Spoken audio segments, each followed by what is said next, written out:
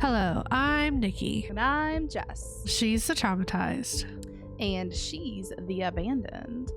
And welcome to our podcast, where we talk about true crime, spooky things, and everything in between. And today, we're talking about myths, legends, and mystical creatures. Mythical creatures. Mystical? Mythical. Or, yeah. One of those. Stuffs. We're talking about stuffs today. We're talking about stuff today. Yeah. So, how was your week? Awful. Oh, no. Oh, God. Okay. What's wrong? I've just been sick all week. And, for me, when I get sick, it knocks me out. We talked about those. Mm-hmm. Yeah. It's been super fun. So, are you feeling any better first? Am I feeling better? Yeah. I mean, yeah. Ish. I do like how you messaged me Saturday.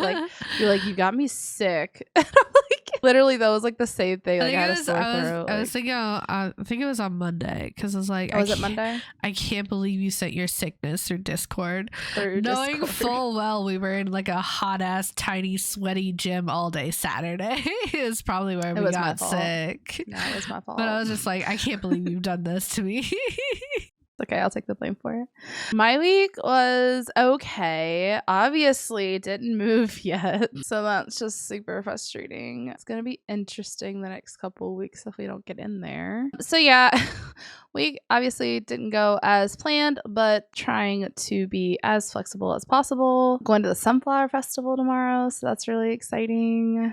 Really happy for that. But yeah. I mean, it wasn't bad. Doing really good at work, which is exciting because that means my commission check in August is going to be good. Exciting things happening. Anyway. Fun fact of the day. Fun fact of the day. Should I do the song? The jungle fun fact of the day. Fun fact of the day. Did you know that you can tell if an egg is old based on whether it floats in the water? Yes. Thank you, TikTok. So if you guys didn't know... if an egg floats when you set it in water, it's old. If it sinks, it's a fresher egg and you're good to go. Although sometimes I still don't trust it. What was it the other day? I was at the grocery store. It was it was Wednesday. And one of your fun facts popped into my head for some reason as I was putting the groceries in the trunk. I can't remember which one it was though. You're welcome. Just random. How many Earths can fit inside your anus? Was it that one? No, it was not that one. Oh my God. I hate you. The fact that we held it together pretty well, though, that was impressive. Such a child. What are you telling? It was a true fun fact. I don't know why. What are you telling me about today? So, it seems like we're kind of doing home state legends. Yep. Right? You're doing something around your area, and I decided, samesies, except my home state. No, I love that. Yeah, so because my grandfather's been telling me I should do it on, so I'm gonna try not to cuss as much because he's gonna be watching this one. Is this a cuss-free episode? We don't have to do a cuss-free episode, but I'm gonna try to keep mine tame. But he's been telling me about this local legend. Literally, it's the school that I'm going to be talking about is 10 minutes from where I'm currently am, which I'm not going to be there for very long, so don't come at me.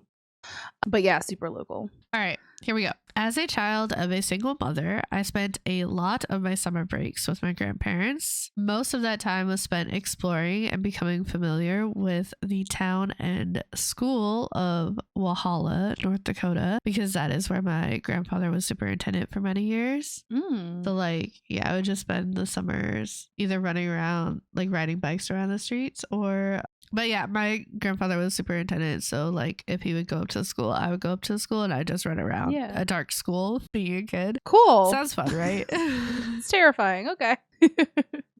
So I was a little surprised when I found out there is a legend kind of surrounding the town, and it's known as White Lady Lane. Yeah, very interesting. So little tiny background. The town of Valhalla, which is about an hour and a half drive from Grand Forks, was one of the earliest settlements in North Dakota and the entire upper Midwest. Throughout history, Walhalla had its root firmly planted in the fur trade. So it was one of the main places for the fur trade. which is interesting. I didn't know that either. Just learning a lot of stuff. Walhalla to me was where we went to go skiing and where my grandpa was superintendent for so many years. Very cool. So traveling down a dusty old road, the road eventually becomes so narrow that you can hardly drive any farther. It is when the road is at its narrowest, a tiny, decrepit bridge comes into view, lost to the laws of time. It is said that a feeling will start to creep over you, a feeling people have described to be of ominous dread, melancholy, and an unsettling feeling of an unseen presence everywhere around you. Ew, I hate that. Okay. Right? This is the place known as White Lady Lane. The legend goes, a young woman who became pregnant out of wedlock, living under the roof of two parents who were very strict in their religious beliefs. Before long, the young girl's parents discovered the secret that she had been keeping and forced her against her will to marry the man who impregnated her. Due to the stress of her circumstances, the young woman miscarried her child soon after her wedding and was eventually overtaken with a crippling sorrow and depression as she mourned her loss. In her extremely fragile and emotional state, the girl wandered from home to find refuge in death. In the early morning, with no bride to be found sleeping in a warm bed next to her new husband, people naturally went out in search of the newlywed. The story goes on to say that the girl was found just as the sun was rising, hanging from a rope she had tied herself underneath the narrow bridge within the woods. So that's one version of the legend. There is a second version. Ooh. So this one goes, in the early 20th century, a 16-year-old girl named Anna Story caught the eye of an older man by the name of Samuel Khalil. He was a peddler passing through the town of Walhalla, selling his wares from a dilapidated, what's that word? Dilapidated? Dilapidated. An old cart, from an old cart. Broken down cart. Yep. For Sam, it was love at first sight. He approached Anna's mother and asked her for permission to marry her daughter, but her mother would have none of it. She was too young. How young was she? 16. Oh, okay. And he was an older man, but her mother would have none of it. She said she was too young, but if Sam allowed her to use some of his wares and come back in a year, she would grant him permission. And so it went. 17's not too young? Guess not. Sam agreed to her terms and offered up all sorts of valuable items to Anna's mother for her use over the next year. A year came and went, and Sam returned to Walhalla to retrieve the young woman whose hand he now felt entitled to. Once more, however, her mother said no, and she refused to return any of the items she had borrowed in exchange for the passage of time. This infuriated Sam, and he impulsively decided that something must be done about the situation. In a blind rage, he threw Anna's mother aside and accosted Anna. A struggle ensued in which the young woman fought for her life from this strange man whom she never met. He shot her point blank in the chest, killing her instantly. He then turned the gun on her mother and fired once, the bullet hitting her in the jaw and shattering it, though she survived the attack. Sam then turned the gun on himself, but there were no more bullets. He tried to end his own life then with a dull pocket knife he carried in his person, but that too was unsuccessful, and police apprehended and arrested him without incident. Crazy, right? So crazy. Holy heck. The even crazier part about this is there is a true story that resembles the second story. Interesting. And I have the article. So Pamela Peddler kills girl, then attempts suicide. So this is an actual article, and it basically says the same thing. Anna Story, age 16, is dead. The peddler is in county jail near death from loss of blood as a result of an alleged attempted double murder and suicide at the Story home near Leyden, 15 miles from here. So Leyden is close to Walhalla. But yeah, the whole story is there, and it's interesting. The only difference is there were two little brothers that the mother grabbed and ran away and stuff like that. But yeah, either way, whichever legend is told, for Anna, each legend says that she stayed behind. Residents of the town say Anna walks near the swamp stop by Eddie's Bridge off County 9. And I have a personal story from a person named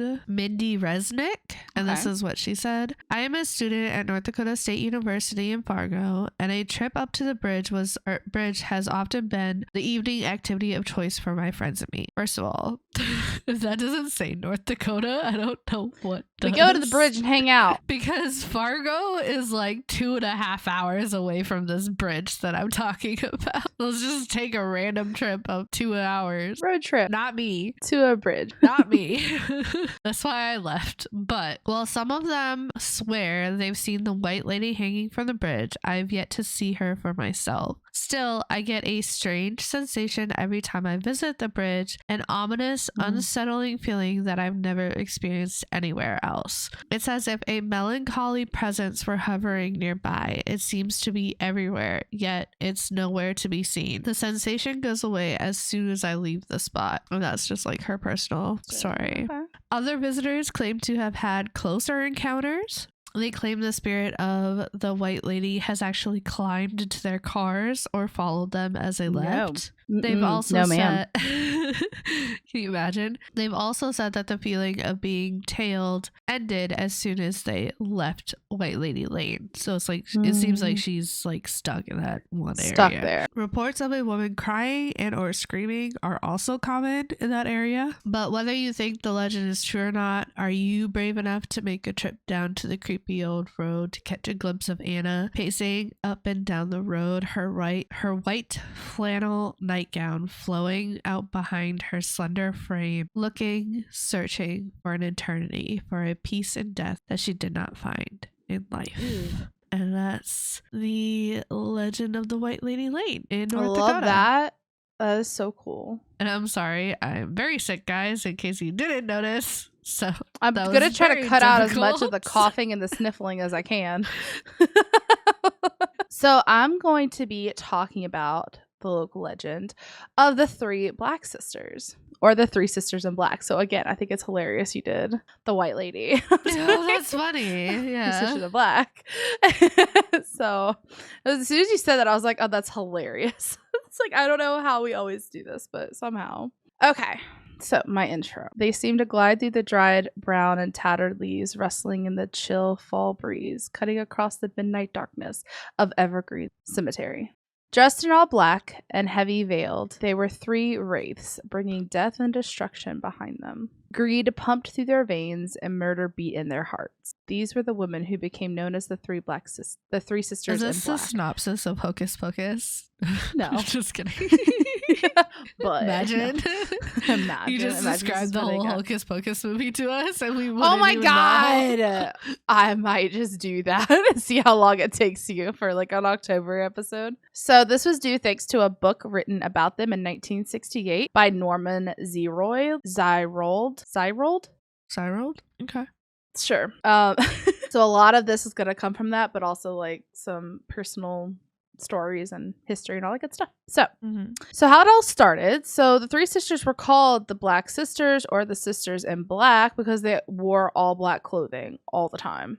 That's all they wore. They wore black dresses, shoes, gloves, hats, and veils, as though they were going to a funeral or in mourning. That's a lot. Right? It's just hot.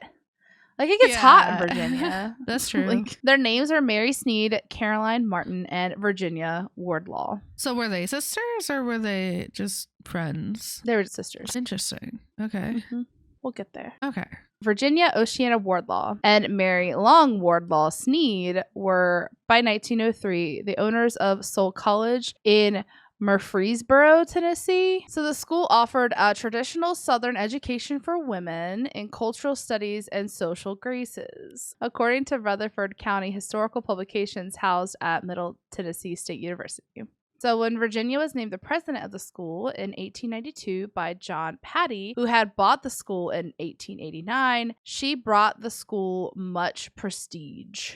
She had been recruited to the position because of her accomplishments in Nashville. So a master's degree graduate of Wellesley College. Under Virginia's administration, with Sister Mary by her side, Soule College achieved wide recognition, introduced dressmaking, typewriting, bookkeeping, commercial law, Latin, Greek, constitutional history, English literature, French, German, European history, ethics, all math, psychological, geology, civil government, and political economy all to this school. Wow. So they brought, it was, I do like the dressmaking, but they started actually bringing in like actual real mm-hmm. jobs and languages, which all sounds great.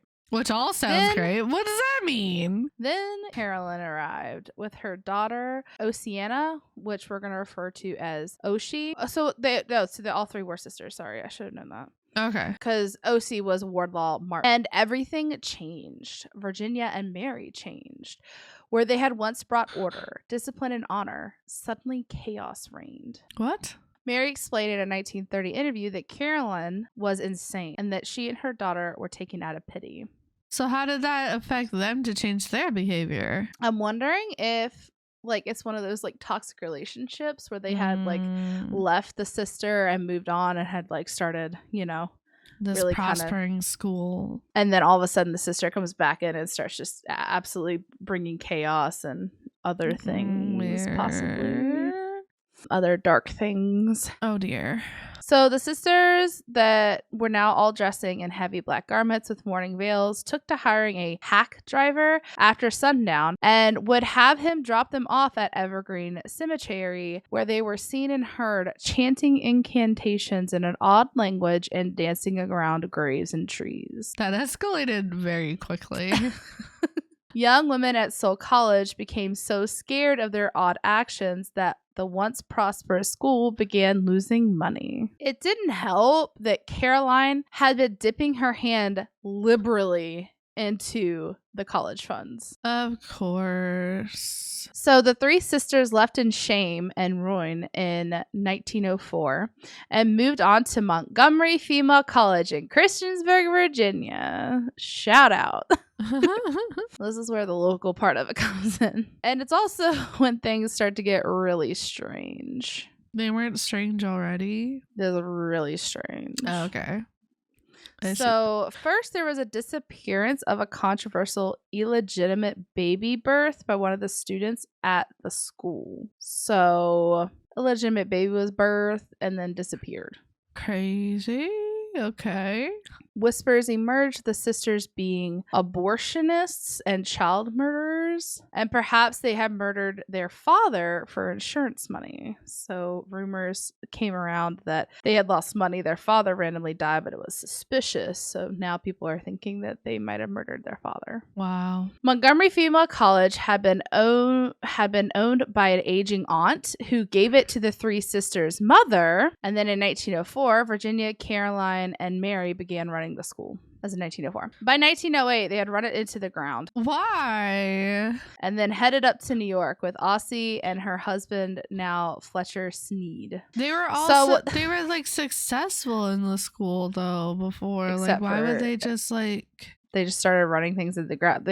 Very suspicious behavior followed them ever since Caroline came back into the picture. So interesting. Very. So, like I said, O.C. and her husband, Fletcher Sneed. Now, what's interesting about that is Fletcher was actually O.C.'s first cousin, so it was Mary's son. And there are stories that the three sisters actually forced the marriage, even practically kidnapping Fletcher, forcing a divorce from his first wife, and then making him marry O.C. That's gross. Christiansburg was obviously happy to see them go. They went to New York. How ironic. They had left chaos behind them once again. They had left chaos behind them once again and questions about the deaths of Caroline's wealthy husband. So he dies. Fletcher's brother, John, who did not approve of the marriage between him and O.C., died. And John's wife, Lizzie, all died. Crazy. That's weird. And then they ran. So Fletcher's brother, John, was actually burned alive in his bed, which the sisters said was an accident. But this was after two previous almost fatal accidents from falling off a train and almost drowning in a well. So either this dude was the most unluckiest person in the world, right? Or someone was trying to get rid of him. And then they did. Crazy. However, they were believed by authorities and received his insurance money. in spite of apparently a heavy smell of kerosene on his body. This is alleged. So, like, I don't know exactly what it is, but, like, apparently this dude smelled like kerosene. They're like, nah, it was an accident. Nah, complete accident. So, according to the legend, they were actually seen dancing around the graves of John and his wife after their deaths late one night under a witch's moon. Interesting. I guess it's one way to grieve.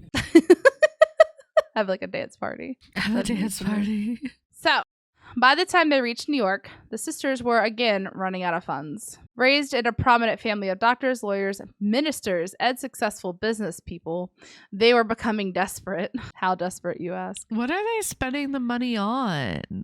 Just lie. I mean, they don't have a job. So they're literally living off of insurance money after they kill people. Cheevers. Okay. So then on the night of November 29th, 1909, the Main Street Police headquarters in East Orange, New Jersey, received a telephone call requesting a coroner to be sent to 89 North 14th Street. Like, they didn't call 911 to report. They requested a coroner. Okay. So with no coroner on hand, Police Sergeant Timothy Catniff called in Dr. Herbert Simmons. Once arriving at the unheated and unfurnished home, Dr. Simmons found the nude and emaciated body of O.C., who had drowned in the bathtub. Emaciated? Drowned in the bathtub. Oh my God. What are these women doing to these poor people? There's some speculations. Are you going to tell us of those speculations, or are you just going to keep us in the dark for a little bit longer? I mean, it is the ladies in black, so we're keeping you in the dark. He was shown a suicide note, but he knew by the body and the smell that the girl had been dead for at least 24 hours before he was called. Wow. The woman who had made the call and answered the door when he arrived, Virginia, was dressed in all black, heavy veiled, and extremely uncooperative. I wonder why. The doctor was interviewed and he said everything felt extremely wrong. Yeah. Red flags everywhere. So the story of O.C. and her horrible death filled the national newspapers for 2 years, with reporters even going to Murfreesboro to interview locals about what had happened when the sisters had lived there. It seems that the three sisters had been drugging and starving O.C. for some time. It is speculation that they had possibly even killed her first child and led to the death of her second through starvation, because she had 2 children and now she has none. Nobody was suspicious that the children just disappeared? No. That's crazy. They had eventually drove off O.C.'s husband, Fletcher, who actually most people had just assumed that he was dead because he just stopped showing up and everyone dies around them. But he had actually fled to Canada and was living under an assumed name when police found him. So they did clear him that he had nothing to do with his wife's death. And they were still married. Like, wild. Yikes. Virginia, Mary, and eventually Caroline, who actually ended up evading the police longer than the other two, were arrested and tried for the murder of O.C. That's it. Okay. Finally, their fate was sealed, but they left a trail of questionable death and many questionable business dealings behind them. The family had always had a strange, somewhat unnatural relationship. Caroline had a creepy control over everyone who she was around and would also bring out the worst in them. So one theory is that she was in fact a serial killer and her 2 sisters were aware of her proclivities, so they just covered them up. Okay. Or maybe even partook in them. As for motive, the investigation established that the sisters had a life insurance policy on O.C. in the amount of $32,000, which in today's currency is almost $1 million. Oh, wow. Okay. And that they had gone often without food and other necessities in order to pay the insurance premiums. Wow. Moreover, it was found that O.C. owned several parcels of valuable property in her name alone through her father's will. So her father had left her a lot of things. Testimony showed that on several occasions the sisters had tried to unsuccessfully get O.C. to make a will leaving them or their elderly mother the property, which I'm assuming they would have just killed the mother. Right. Okay, so in 1910, Miss Virginia Wardlaw died in a detention house house, and general decline is the cause of death. It is the opinion of jail attendants that Mrs. Wardlaw deliberately starved herself to death. Probably. That's their thing. Yep. When she was removed from jail, they found in her cell that she occupied a quantity of stale food, which the prisoner had concealed. So she did. Ew. A 2009 article in the New York Daily News states that Mary Sneed was acquitted, and Caroline ended up pleading guilty to manslaughter. She clearly expected no jail time because when she learned that on January 23rd, 1911, her sentence would be 7 years for murder of a person Yikes. she shrieks, "I do not deserve it." Are you sure about that? Pretty sure you deserve it. The prisoner had to be carried out from the courtroom, still sitting in her chair shrieking. Soon after she entered the jail, she was transferred to an insane asylum where she stopped eating and died on June 20th, 1913. She stopped eating too? What the heck? Okay. So in 1930, 21 years after the murder, they actually went and interviewed Miss Mary Sneed, who was now located in Oakland, California, at the time living with her son. So she began to shed some light on the many sinister happenings that led up to the tragic death of O.C. Sneed. Mary says that Virginia had been negligent and irresponsible when dealing with her supposedly mentally unstable daughter, O.C., and that she ran after finding O.C. dead from suicide in the bathtub, leaving Virginia to clean up the mess that she had made. But that Virginia was guilty of nothing. She killed herself in prison due to shame, not being able to take care of her daughter.